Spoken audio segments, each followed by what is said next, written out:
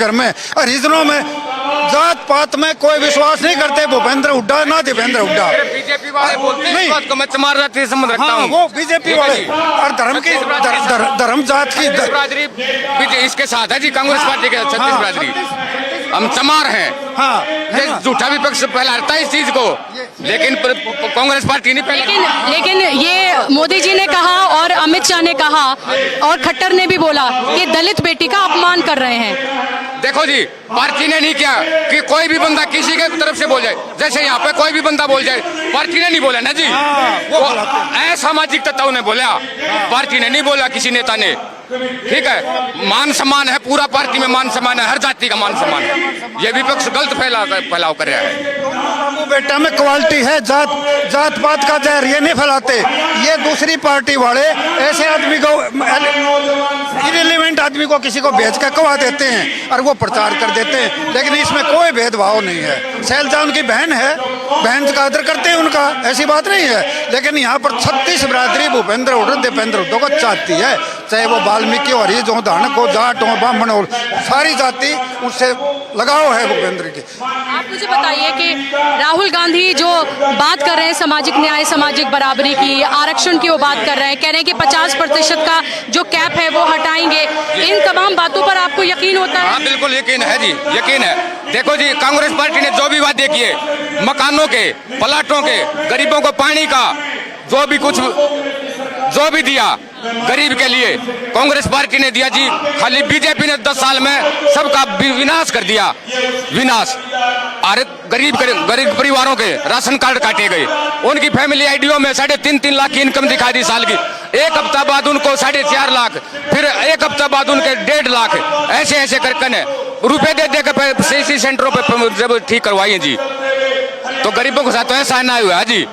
Congress party ने जब भी साथ दिया तो सिर्फ कांग्रेस पार्टी ने गरीबों के साथ दिया है। चेयरमैन के हम ये कहना चाहते हैं, जो हालात हरियाणा के 10 साल के बीच में बने, इसमें पूरा मेहनत का आवाम का कचुम्बर निकाल दिया बीजेपी सरकार ने। तो इसमें जितना भी मेहनत का आवाम है, हम प्रतिनिधित्व करते हैं। और यहाँ सिर्फ पूंजीवाद को फायदा पहुंचाने के लिए टैक्सों की मार लगा दी, प्राइवेटाइजेशन बढ़ा दिया, कौशल रोजगार निगम एक ऐसा लिया, युवा के साथ धोखा कर दिया। सेंटर में जो अग्निवीर लाए और हरियाणा के अंदर कौशल रोजगार निगम लाए, इसने पट्टा बैठा दिया। कोई सीनियरिटी नहीं, कोई जूनियरिटी नहीं, पूरा भ्रष्टाचार बीजेपी ने जड़ तक पहुंचाया। इसके अंदर ना कोई आरक्षण है, ना कुछ है, ना इसके अंदर सीनियरिटी है, ना जूनियरिटी है।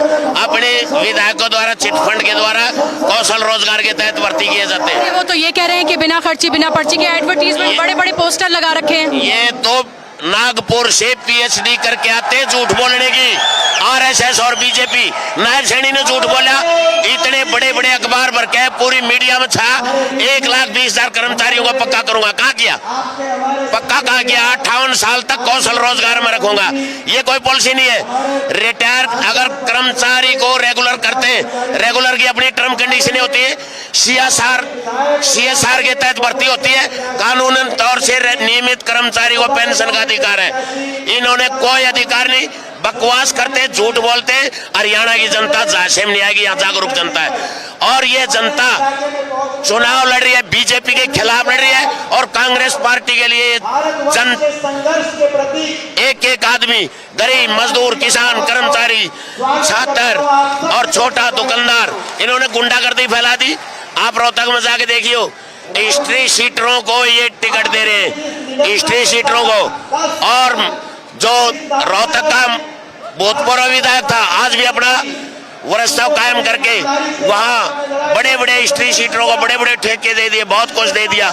ये जितना गुंडागर्दी फैलाएंगे, इन्होंने फैलाई है। पहले तो कहता था ना विनेश को, मेरी बेटी है। अरे बेटी की इज्जत का हनन हो रहा है यार, उस दरिंदे को गुलदस्ता पहना रहा मोदी। क्या है ये मोदी? उधर वो बूटों के नीचे रगड़ी जा रही है हमारी बेटियां, अब धूल चटाएगी विनेश। अब क्या कहते हैं, कांग्रेस की बेटी होगी, देश की बेटी है, देश की बेटी रहेगी। और कांग्रेस पार्टी को सलूट करते हैं हम, जिसने विनेश जैसी बेटी की प्रतिभा को जाना, समझा और उसको आज विधायक बनाने के लिए टिकट दिया। उसको संसद में पहुंचाना चाहिए था, उस दरिंदे के सामने बैठती, लेकिन उम्र कम रह गई। बेटी की, नहीं तो उसको संसद बनाता हरियाणा। हरियाणा जागरूक स्टेट है, हरियाणा मेहनतकश है, देश की सेना का 10% हिस्सा हरियाणा से है और मेडलों में 33% मेडल हरियाणा से आते हैं। हरियाणा को बेकुमार रह गया, बजट देता 600 करोड़ गुजरात में खेल खिलाड़ी के लिए, 1 पदक लाते हैं, यहाँ 6 पदक ले और बजट दिया 60 करोड़। एक आदमी ने, एक बच्चे ने पता है, जन जन तक आवाज पहुंचाई हुई है। बीजेपी और बीजेपी की ये वोट काटू एक नई नीति चलाई है। अब चला दी, जिनको कांग्रेस में टिकट नहीं मिला उनको बरगला के आजाद खड़े कर रखे, यहाँ भी खड़े कर रखे हैं। ये वोट काटुओं को खूब समझता हरियाणा, सुपड़ा साफ करेगा। बीजेपी की जमानत जब्त होगी कई जगह। और नायब सैनी को आपके माध्यम से कहना चाहते हैं, नायब सैनी अपनी कुर्सी नहीं बचा पाएगा, नया रिकॉर्ड होगा पंजाब की तरह। हरियाणा का मुख्यमंत्री जमानत बचाने में मुश्किल से कामयाब होगा, ये कहना चाहते हैं। धन्यवाद। ओके, आप कुछ कहना चाहेंगे? ये अपने कारगिल के योद्धा है। आप तो बड़े मूछे और पूरा एकदम हरियाणा के स्टाइल में आप नजर आ रहे हैं। उससे पहले आपको नमस्कार, मैं मेहर सिंह, टाइगर कारगिल विजेता सेना मेडल। ये जो बीजेपी ने ये 10 साल आप सेना में थे, आप कह रहे हैं आप सेना में थे? जी हाँ, कारगिल का विजेता हूँ मैं। जी हाँ, ये हिंदुस्तान के अंदर तो ये मोदी और शाह दोनों जिद्दी किस्म के लोग हैं। झूठ बोलने के सिवाय कुछ नहीं करना, देश को तोड़ने के सिवाय इनके पास कोई काम नहीं है। जिसके पास पैसा उसकी बढ़ोतरी करते जा रहे हैं, जो मजदूर किसान अपने जो दुकानदार हैं उनको जीरो करते जा रहे हैं। हरियाणा में किसी भी स्टेट के अंदर फोरग्रुम लगाते हैं और गुजरात के IAS IPS लगाते हैं। हर जगह इनकी चोरी चलती है, हर जगह इनकी झूठ चलती है। झूठ के महान इन्हें झूठ को भी हरा दिया। झूठ तो कभी हारती ही नहीं ना, कितनी बोल लो, इन्हें झूठ को भी हरा दिया। झूठा कर रही है नहीं और बोलो। प्रदेश जय जवान जय किसान का प्रदेश, जय संविधान का प्रदेश। जब वोट पड़ेगी 5 अक्टूबर को तो हर वोट से निकलेगा जय संविधान, हर वोट से निकलेगा जय जवान, हर वोट से निकलेगा जय किसान, हर वोट से निकलेगा जय नौजवान। और जब वोट पड़ेगी, ये हुक्मरान है, इन दिल्ली के हुक्मरानों तक एक आवाज जाएगी, उनको पता चल जाएगा। क्या पता चल जाएगा? ये हरियाणा है प्रधान। राहुल जी, एक आपको एक बड़ी स्पेशल आपको गिफ्ट देना चाहते हैं इलाके की तरफ से, एक बहुत ही स्पेशल गिफ्ट। जब आप आए थे आपने एक मिनट, ये भी स्पेशल गिफ्ट है, मातू की जलेबी है। ये हमारे मातू की जलेबी, हमारे सांसद जी के पंडित मातूराम जी की जलेबी, गोहाना की मातूराम जी की जो जलेबी है। राहुल जी, हम ये जलेबी खा के बड़े हुए हैं, हम ये जलेबी खा के बड़े हुए हैं।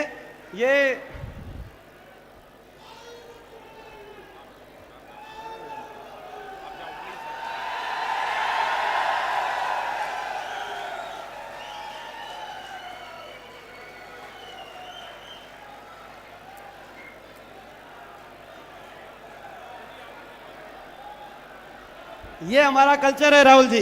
ये पंडित मातूराम जी की जलेबी हम लोग बचपन से खा।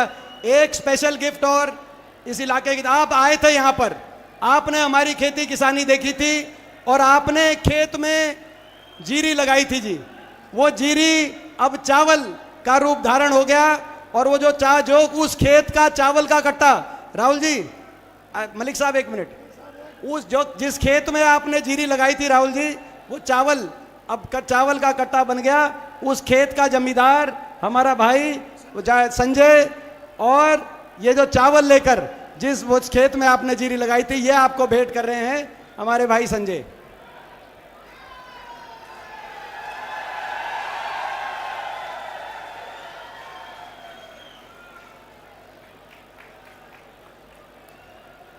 राहुल जी, हमें विश्वास है आप अन्नदाता की, किसान की और मजदूर की अगर देश में कोई लाज रखेगा तो वो हमारा राहुल गांधी जी हमारी लाज रखेंगे, हमें विश्वास है।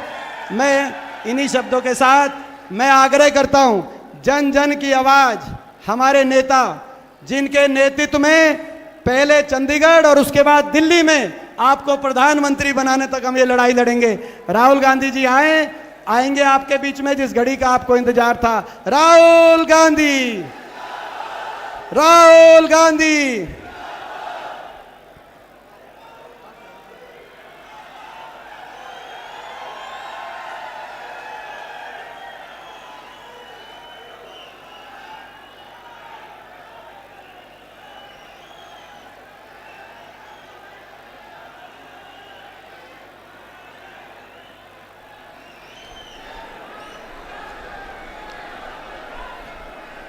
दीपेंद्र हुड्डा, सतपाल ब्रह्मचारी जी, स्टेज पे कांग्रेस पार्टी के सीनियर नेता, हमारे प्यारे कार्यकर्ता जिनको मैं टाइगर कहता हूं, शेर कहता हूं,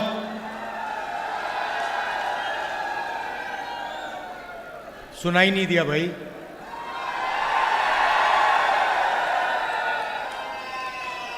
अब काफी साल हो गए मैं राजनीति में हूं और मैं आरएसएस का जो आदमी होता है और जो कांग्रेस का कार्यकर्ता होता है उसमें जो फर्क होता है 1 सेकंड में पहचान लेता हूं। मुझे दिखते ही पता लग जाता है ये कांग्रेसी है या फिर ये आरएसएस बीजेपी का आदमी है। आप जानते हो पता है कैसे लगता है? पता कैसे लगता है जानते हो? ये स्टेज देखो आप, ये देखो इनके चेहरे देखो, ये सब मुस्कुरा रहे हैं। ऐसे ही हमारे कार्यकर्ता होते हैं। 24 घंटा आपको खुश दिखेंगे, चेहरे पे मुस्कान दिखेगी। और बीजेपी के नेता, बीजेपी के कार्यकर्ता ऐसे होते हैं, 24 घंटा वो ऐसे रहते हैं। आप इनके चेहरे देखो, मोदी जी का चेहरा देखो, राजनाथ सिंह जी का देखो, मोहन भगवत जी का देखो, इनके सब कार्यकर्ताओं का चेहरा देखो, वो ऐसे देखेंगे।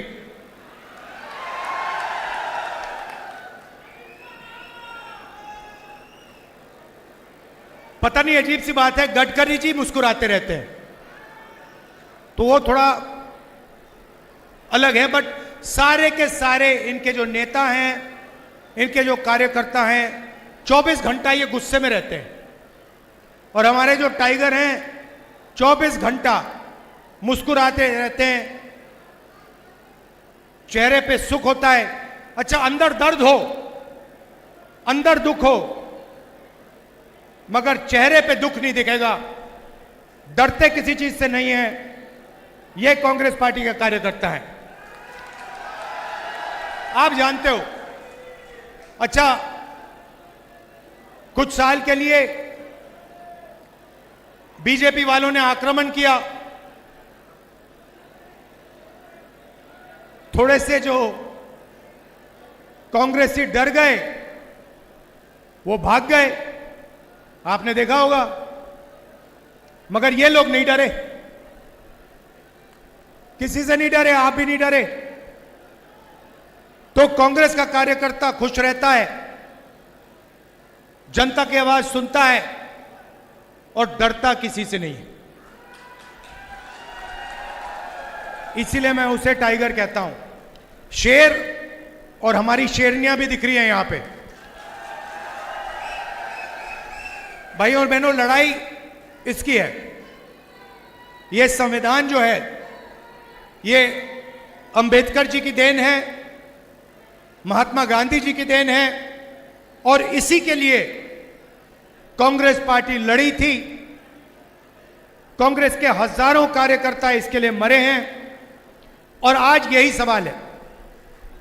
सवाल यह है,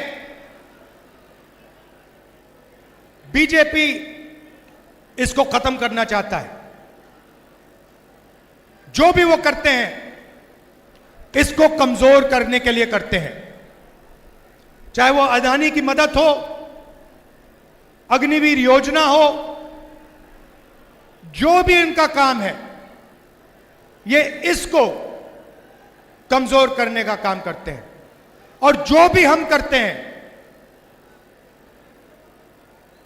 चाहे कॉन्स्टिट्यूशन की रक्षा, चाहे मनरेगा हो, भोजन का अधिकार हो, किसानों का कर्ज माफ हो, जो भी हम करते हैं हम इसकी रक्षा करने के लिए करते हैं। यह फर्क है। वो चाहते हैं कि अंबेडकर जी की मूर्ति रह जाए, अंबेडकर जी की मूर्ति के सामने वो हाथ जोड़ते हैं, मगर फिर 24 घंटे जो अंबेडकर जी का सपना था उसको नष्ट करने में, खत्म करने में लगा देते। लड़ाई इसी बात की है। और आज मैं आपको यही बताने आया हूं कि राजनीतिक लड़ाई आज हिंदुस्तान में विचारधारा की लड़ाई है। यहां पे दो विचारधाराओं की लड़ाई है। एक आरएसएस बीजेपी जो इसको खत्म करना चाहते हैं, जो जाति जनगणना नहीं चाहते हैं, जो रिजर्वेशन को खत्म करना चाहते हैं, और दूसरी तरफ कांग्रेस पार्टी जो इसकी रक्षा करती है, मर जाएगी मगर इसकी रक्षा करेगी। जिन्होंने आपको रिजर्वेशन दिया, जो रिजर्वेशन को 50% से आगे बढ़ाने का काम करने जा रही है, और जो जाति जनगणना का वायदा करी है और पूरा करेगी उस वायदे को। तो लड़ाई इन दोनों शक्तियों के बीच में है। और हरियाणा इस लड़ाई में, इस बड़े युद्ध में एक युद्ध है। अभी आपने मुझे जलेबी दी, कहां है जी, लाइए वो।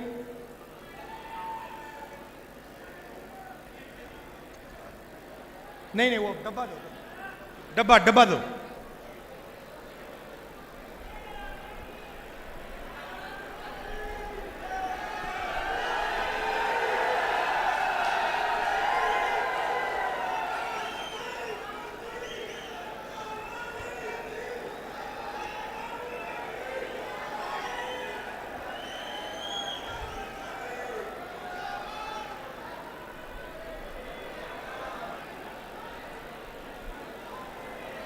सॉरी थोड़ा टाइम लग रहा है।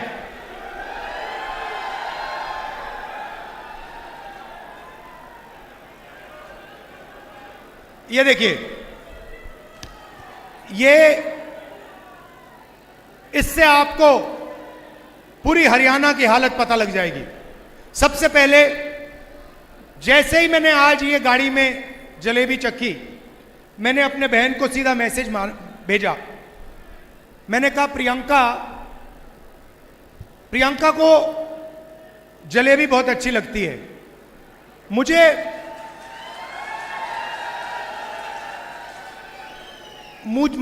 आमतौर से दूसरी मिठाई अच्छी लगती है, मगर जैसे मैंने ये जलेबी चखी, मैंने प्रियंका को सीधा मैसेज मारा। मैं पढ़ लेता हूं जो मेरे फोन पे है। मैंने कहा, प्रियंका, आज मैंने अपनी लाइफ में सबसे अच्छी जलेबी खाई है। लिखा है यहां पे कि मैंने अपनी जिंदगी में सबसे अच्छी जलेबी आज खाई है।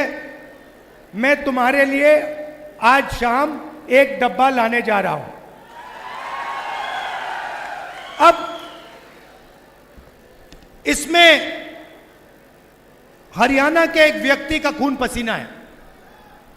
पूरा कॉन्सेप्ट उन्होंने बनाया, सालों से ये काम कर रहे हैं। होना क्या चाहिए, जैसे मैंने आज दीपेंद्र से गाड़ी में कहा, पुनिया जी से गाड़ी में कहा, होना क्या चाहिए कि ये जो आपकी जलेबी है पूरे हिंदुस्तान में जानी चाहिए, और उसके बाद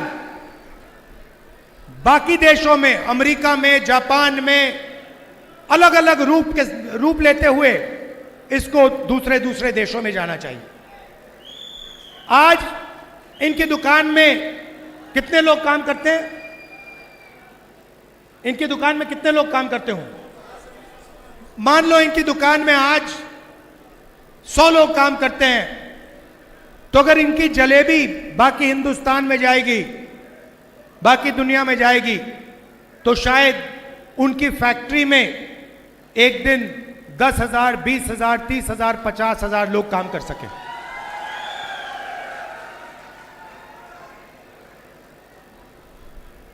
मगर उनको नरेंद्र मोदी जी ने चक्रव्यूह में फंसा रखा है। जैसे यहां पे महाभारत में, कुरुक्षेत्र में अभिमन्यु को फंसाया गया था, वैसे ही इन्हीं को, मथुराम जी को चक्रव्यूह में फंसाया गया है। कैसे फंसाया? सबसे पहले नोटबंदी, उसके बाद गलत जीएसटी, उसके बाद अरबपतियों को, 2-3 अरबपतियों को बैंक का सारा पैसा पकड़ा दिया। अगर आप इनसे जाके पूछेंगे कि भैया बैंक से आप पैसा मांग सकते हो, लोन ले सकते हो, और मशहूर आदमी है, अगर आप इनसे पूछोगे ये कहेंगे नहीं भैया, बैंक हमें कर्जा नहीं देगा। बैंक तो हिंदुस्तान में आज अदानी और अंबानी को ही पैसा दे सकता है। वहां नहीं बात रुकती, इनको फिरौती की कॉल आती है, बाहर देश से कॉल आती है, एक्सटॉर्शन किया जाता है, 5 लाख 10 लाख रुपए मांगे जाते हैं, डराया जाता है, धमकाया जाता है। और यह सिर्फ एक आदमी के साथ नहीं हो रहा है, यह हजारों लाखों लोगों के साथ हरियाणा में किया जा रहा है। नरेंद्र मोदी जी ने और आपकी सरकार ने हरियाणा को बेरोजगारी का सेंटर बना दिया है। हरियाणा में अगर कोई रोजगार चाहता है उसे नहीं मिल सकता। मैं अभी गया, अमेरिका गया, डैलस गया, डैलस में हमें फोन कॉल आता है, कहते हैं राहुल जी हम आपसे मिलना चाहते हैं। कौन हो आप? हम हरियाणा के युवा हैं। सॉरी, मुझे अभी बताया गया मथुराम जी को 2 करोड़ रुपए की फिरौती की कॉल आई थी। तो डैलस गया, डैलस में मुझे कहते हैं भैया हम आपसे मिलना चाहते हैं। आप कौन हो? हम हरियाणा के युवा हैं। डैलस में क्या कर रहे हो? हरियाणा से हम भाग के गए हैं। क्यों गए? हरियाणा में रोजगार नहीं है, हरियाणा में महंगाई है, हरियाणा में हम अपना सपना पूरा नहीं कर सकते, इसीलिए हम अमेरिका गए। कैसे गए? खेत बेचकर, 50 लाख रुपए देकर, कर्जा लेकर गए। कहां से गए? दिल्ली से इस्तांबुल, इस्तांबुल से कजाकिस्तान, कजाकिस्तान से साउथ अमेरिका, साउथ अमेरिका से सूरीनाम, सूरीनाम से पनामा, पनामा के जंगलों से निकलकर हम अमेरिका गए। अभी तक हमें नहीं मालूम कि हमें वापस भेजा जाएगा या नहीं। क्यों गए? करने को कुछ नहीं है। किस रेट पे आपने कर्जा लिया? 2 रुपए प्रति महीना। मैंने उनसे पूछा भाई बताओ, 30 लाख रुपए आपने दे दिए, 50 लाख रुपए आपने दे दिए अमेरिका जाने के लिए, हरियाणा में आपने छोटा सा बिजनेस क्यों नहीं खोला? हरियाणा में आपने दुकान क्यों नहीं खोली? हरियाणा में आपने छोटी फैक्ट्री क्यों नहीं खोली? उन्होंने मुझे कहा राहुल जी, हरियाणा में छोटी फैक्ट्री, छोटा बिजनेस सफल हो ही नहीं सकता, इसलिए हम अमेरिका गए हैं। उसके बाद कहते हैं राहुल जी एक काम कीजिए हमारे लिए। मैंने कहा क्या?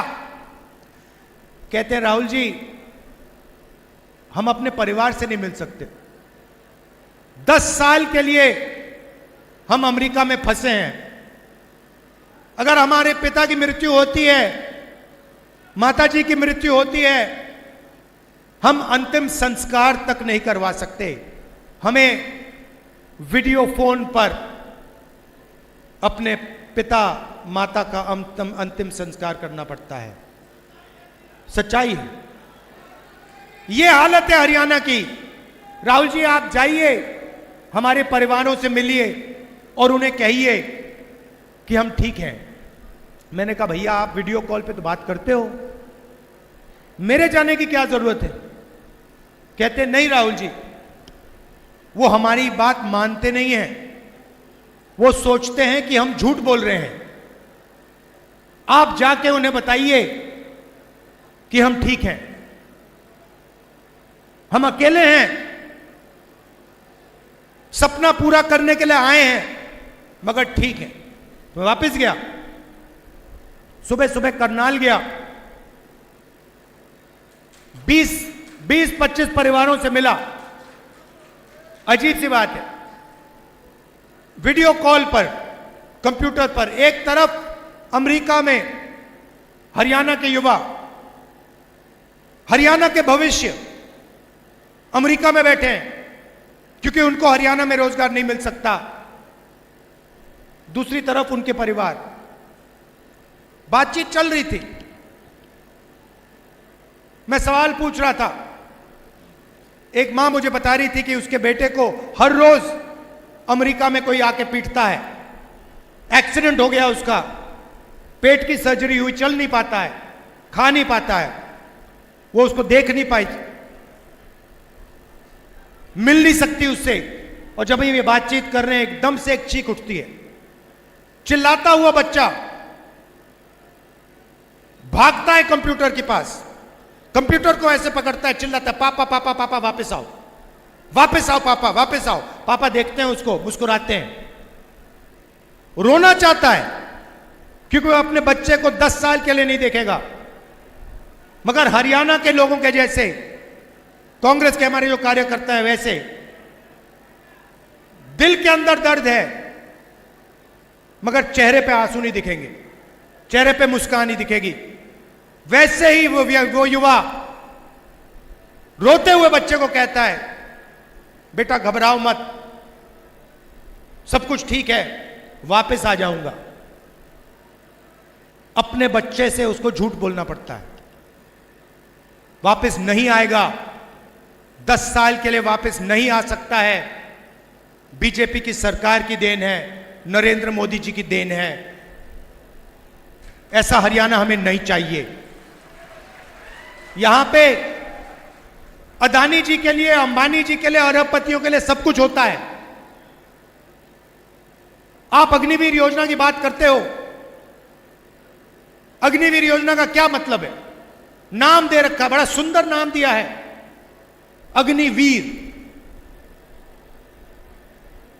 इस योजना का एक ही लक्ष्य है कि जो पहले हिंदुस्तान के जवानों के जेब में पैसा जाता था, पेंशन का पैसा जाता था, कैंटीन का पैसा जाता था, जब वो शहीद होते थे उनको जो कॉम्पेंसेशन मिलती थी, अग्निवीर उस पैसे को छीनने का तरीका है। नाम दिया, बड़ा सुंदर नाम दिया है, मोदी जी ने सोच के दिया है। देशभक्ति की भावना है, उससे खिलवाड़ करने का यह नाम है। उसको अग्निवीर योजना नहीं देना चाहिए नाम, उसका सच्चा नाम है अदानी योजना। उसका लक्ष्य है कि हिंदुस्तान की डिफेंस का बजट जो जवानों की ट्रेनिंग में जाता था, उनकी पेंशन में जाता था, उनके शहीद दर्ज में जाता था, उनकी कैंटीन में जाता था, वो पैसा डाइवर्ट करके अदानी जी के जेब में चला जाए। आप जाइए, गूगल पे जाइए, आज शाम मीटिंग के बाद जाइए, अदानी डिफेंस कंपनी का नाम लिखिए गूगल पे, उस पे आपको हथियार दिखेंगे, ड्रोन दिखेंगे, कारतूस दिखेंगे, राइफल दिखेगी, असॉल्ट राइफल दिखेगी, पिस्तौल दिखेगी, सब दिखेगी। एक भी हथियार अदानी ने नहीं बनाया है। सारे के सारे हथियार इजरायली कंपनी और अमेरिकन कंपनियों ने बनाए हैं। अदानी जी का लेबल है जैसे अग्निवीर योजना लेबल दिया है, वैसे ही वहां पे अदानी डिफेंस लेबल दिया है। अदानी डिफेंस सिर्फ इजरायली हथियार हिंदुस्तान में बेचने का काम करता है, अमेरिकन हथियार हिंदुस्तान में बेचने का काम करता है। अग्निवीर से जवानों का पैसा छीना और अदानी डिफेंस के माध्यम से जवानों का पैसा अदानी जी के जेब में डाला। यही सिस्टम चल रहा है। चमकते हुए लेबल हैं, अग्निवीर, अदानी डिफेंस, ये सब खोखले हैं। एक ही सच्चाई है, हिंदुस्तान में गरीबों का पैसा अरबपतियों के जेब में डालना है। कैसे डालना है, किस प्रकार डालना है, यह है नरेंद्र मोदी का काम। काले कानून लाए, 3 किसानों के खिलाफ कानून लाए, स्टेट से कहा कि किसानों को फायदा होगा। देश के सारे किसान सड़क पे आ गए। अगर किसानों के फायदे के कानून थे तो किसान सड़क पे क्यों उतरे? क्योंकि हिंदुस्तान के हर किसान को मालूम था कि ये जो काले कानून हैं, ये अदानी और अंबानी जैसे लोगों की मदद करने के कानून हैं। ये हमारा धन, हमारी मेहनत को छीनने के कानून है। और अच्छा हुआ कि किसानों ने ये कानून रुकवा दिए। हमने पार्लियामेंट में ये काम किया, कानून रुकवाए। यही इस सरकार का लक्ष्य है। जहां भी आपसे पैसा निकाल सकते हैं, ये छीन के निकालेंगे। बड़े बड़े भाषण हो जाएंगे, बड़ी स्पीच होगी, मगर अंत में महंगाई बढ़ेगी, आपके जेब में पैसा नहीं आएगा और अदानी जी की, अंबानी जी की हजारों करोड़ रुपए की शादियां होंगी। आपने देखी है अंबानी जी की शादी? देखी आपने? मीडिया पे आपने देखा होगा।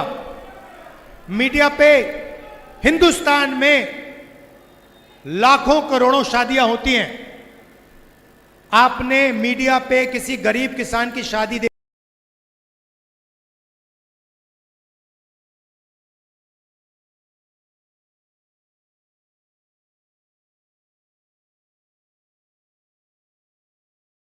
बड़े बड़े भाषण हो जाएंगे, बड़ी स्पीच होगी, मगर अंत में महंगाई बढ़ेगी, आपके जेब में पैसा नहीं आएगा और अदानी जी की, अंबानी जी की हजारों करोड़ रुपए की शादियां होंगी।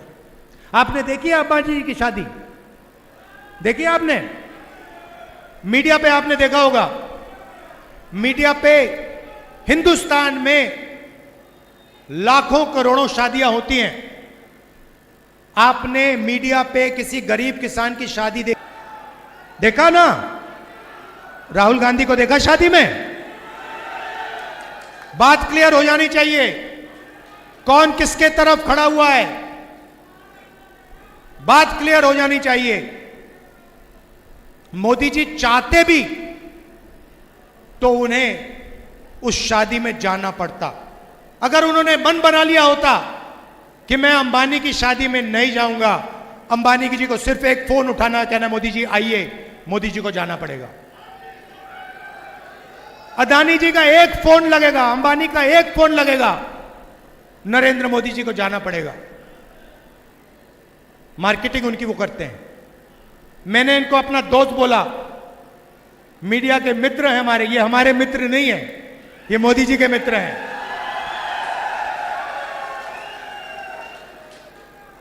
मुद्रा पोर्ट में 3000 किलो हेरोइन पकड़ा जाता है। हरियाणा में ड्रग्स फैल रहे हैं। 3000 किलो हेरोइन, जो मतलब लाखों लोगों की जिंदगी बर्बाद कर सकता है। 3000 किलो हेरोइन मुद्रा पोर्ट में पकड़ा जाता है। अदानी पोर्ट में मोदी जी ने कोई कार्रवाई की? कोई पकड़ा गया? कोई जेल गया? मोदी जी ने कहा कि मैं पता लगाऊंगा किसके ड्रग्स हैं, कैसे पकड़े गए, मैं पकड़ूंगा। बोला, एक शब्द नहीं बोला। क्यों? क्यों नहीं?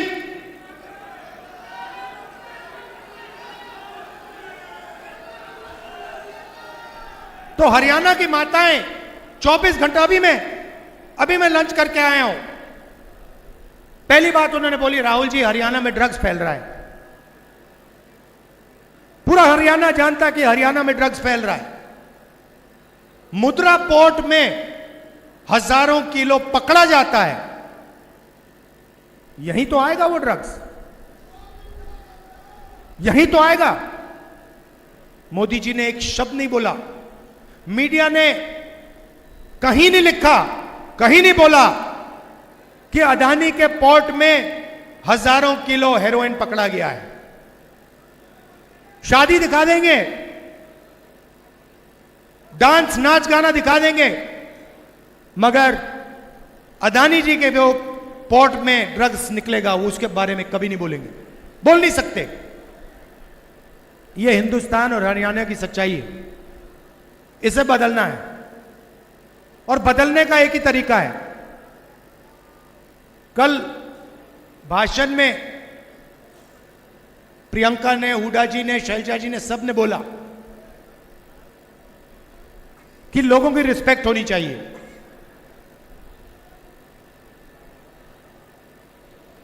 इज्जत होनी चाहिए, सही बात है, सबकी रिस्पेक्ट होनी चाहिए, सबकी इज्जत होनी चाहिए। मगर अगर हम किसान की इज्जत करें और 24 घंटा उसकी रिस्पेक्ट करें और उसकी जेब में पैसा नहीं है, तो उस इज्जत रिस्पेक्ट का कोई मतलब ही नहीं है, कोई फायदा नहीं। वो भूखा मर रहा है, उसको रिस्पेक्ट नहीं चाहिए, उसे भोजन चाहिए, उसे पैसा चाहिए। सही बात? तो मैंने मन बना लिया है, मेरा एक ही काम है राजनीति में, जितना पैसा नरेंद्र मोदी ने अरबपतियों को दिया ना, उतना पैसा मैं उठाकर किसानों को दूंगा, मजदूरों को दूंगा, गरीबों को दूंगा। मेरी सोच है कि भैया रिस्पेक्ट जब ही आती है, रिस्पेक्ट जब ही आती है जब जेब में पैसा होता है। पैसे के बिना रिस्पेक्ट नहीं आएगी। इसीलिए अगर उसने 16 लाख करोड़ रुपए 25 लोगों का कर्जा माफ किया है, तो हम भी लाखों करोड़ रुपए किसानों का कर्जा माफ कर सकते हैं।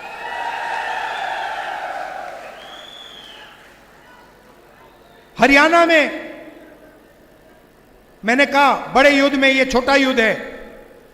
हरियाणा में हम शुरुआत कर रहे हैं महिला शक्ति योजना, 2000 रुपए हर महीने हरियाणा की महिलाओं के बैंक अकाउंट के अंदर। आप आज 1200 रुपए का सिलेंडर खरीदते हो, चुनाव के बाद उसका दाम 500 रुपए होगा, 700 रुपए आपके जेब के अंदर एक्स्ट्रा। 2 लाख सरकारी रोजगार खाली पड़े हैं। नरेंद्र मोदी जी ने अरबपतियों को कॉन्ट्रैक्ट में दे रखे हैं, ठेकेदारी प्रथा चला रखी है। 2 लाख युवाओं को हरियाणा में कांग्रेस पार्टी की सरकार परमानेंट जॉब देने जा रही है। और भाइयों और बहनों, एक बात अच्छी तरह समझ लो, ये जो नौकरियां हैं, 2 लाख नौकरियां हैं, ये 36 बरादरियों को मिलने वाली हैं। हरियाणा में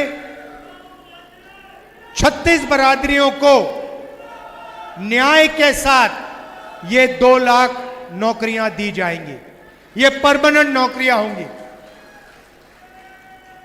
किसान को हम एमएसपी की गारंटी देंगे, और जो धान है जो आपका अभी खरीदा नहीं जा रहा है, चुनाव के एकदम बाद जो नई सरकार आएगी, आपका धान एकदम खरीदना शुरू कर देगी।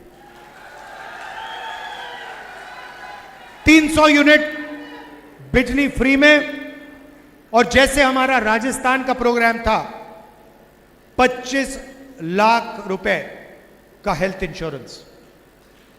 किडनी का ऑपरेशन कराना हो, दिल का ऑपरेशन कराना हो, कैंसर हो, प्राइवेट अस्पताल में आपको 25 लाख रुपए तक मिलेंगे इलाज करवाने के लिए।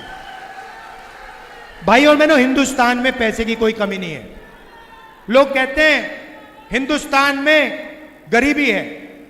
हिंदुस्तान गरीब नहीं है, हिंदुस्तान के लोग गरीब हैं। हिंदुस्तान में 30-25 अरबपति हैं, लाखों करोड़ रुपए पड़ा है उनके पास। हिंदुस्तान गरीब नहीं है, हिंदुस्तान की जनता गरीब है। हिंदुस्तान का किसान गरीब है, हिंदुस्तान का मजदूर गरीब है, मगर पैसे की कोई कमी नहीं है। पैसा इधर पड़ा हुआ है, बस पैसा ठीक से बांटना है। और इतना मुश्किल भी नहीं है, इतना मुश्किल नहीं है, आसानी से किया जा सकता है। तो यह मैं आपसे कहना चाहता था, हरियाणा देश को रास्ता दिखाने वाला प्रदेश है। आप आज आप क्राइम में नंबर 1 पे हो, क्राइम पे नंबर 1 पे हो, बेरोजगारी में नंबर 1 पे हो। आपको रोजगार में नंबर 1 होना चाहिए। आपको रास्ता दिखाना चाहिए, देश को रास्ता दिखाना चाहिए, और आप दिखाते थे। पहले सारा का सारा देश हरियाणा की ओर देखता था, कहता था देखो हरियाणा में कैसा विकास हो रहा है। सही बात है, पूरा देश कहता था देखो हरियाणा में देखो क्या हो रहा है। वो हरियाणा हमें वापस चाहिए, सेफ हरियाणा, सुरक्षित हरियाणा, प्रगति वाला हरियाणा। ये हम करवा के दिखाएंगे। आखिरी बात, लड़ाई दो विचारधाराओं के बीच में है। एक तरफ कांग्रेस पार्टी कहती है कॉन्स्टिट्यूशन, संविधान की रक्षा, दूसरी तरफ बीजेपी कहती है इसको खत्म करो। लड़ाई इन दोनों के बीच में है, और बीच में आजकल बीजेपी के ABCDEF टीम पड़ी हुई है। अलग अलग पार्टियां घूम रही हैं, वो सारे के सारे बीजेपी के सपोर्टर हैं, सारे के सारे बीजेपी के सपोर्टर हैं। एक तरफ कांग्रेस है, दूसरी तरफ बीजेपी है। कंफ्यूजन में मत आइए, कांग्रेस पार्टी का समर्थन कीजिए, बीजेपी को हराइए, और यहां पे 36 बरादरी की सरकार, प्रगति की, विकास की सरकार लाइए। जो हमारे टाइगर हैं, शेर हैं, शेरनियां हैं, आप हमारे लिए 24 घंटा लड़ते हो, अपना खून पसीना आप कांग्रेस पार्टी को दे देते हो, और शायद जितना कांग्रेस पार्टी को आपके लिए करना चाहिए शायद वो नहीं करती है, मगर तब भी आप बिना डरे, बिना पूछे लगे रहते हो। इसके लिए मैं आपको दिल से धन्यवाद करना चाहता हूं। आप हमारी रीढ़ की हड्डी हो। आपने देखा, आप अपनी शक्ति नहीं पहचानते। मैं कांग्रेस कार्यकर्ताओं से कहता रहता हूं, भैया आप अपनी शक्ति नहीं पहचानते। पहले मोदी जी खड़े रहते थे, ऐसे भाषण होता था, कहते थे 56 इंच की छाती है। 56 इंच की छाती गायब कर दी कांग्रेस कार्यकर्ता ने। चेहरा देखा आपने मोदी जी का? आजकल रंग बदल गया बिल्कुल। वो पुराने मोदी जी जो थे ना, वो गायब हो गए, नए मोदी जी आए हैं। कांग्रेस पार्टी के कार्यकर्ता ने नरेंद्र मोदी को टाइट कर दिया। आप किसी से नहीं डरते, आप पीछे नहीं हटते, और आपने अंबेडकर जी, गांधी जी और आपने देश को यह कॉन्स्टिट्यूशन दिया है और इसकी रक्षा करनी है। आप सबका दिल से बहुत बहुत धन्यवाद। नमस्कार, जय हिंद।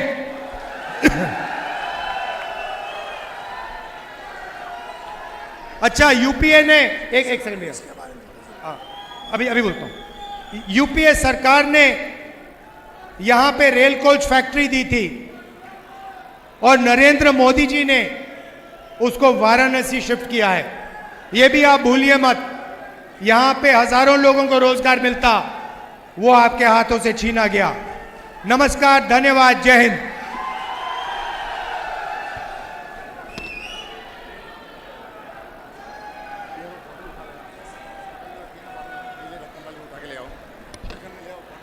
मैं राहुल जी का बड़ौदा और गोहाना की जनता से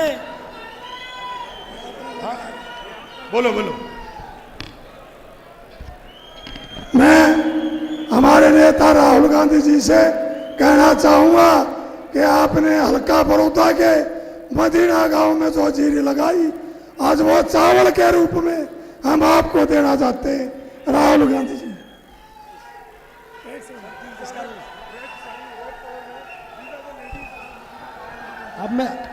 अब मैं आग्रह करूंगा, हमारे आदरणीय जगबीर सिंह मलिक जी एक बार धन्यवाद करेंगे। जगबीर सिंह मलिक जी एक बार धन्यवाद प्रस्ताव।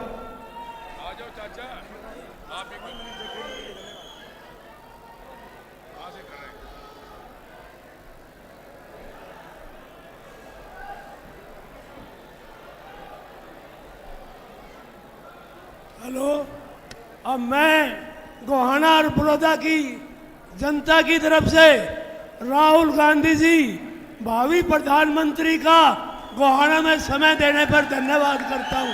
जय हिंद, जय भारत, जय कांग्रेस।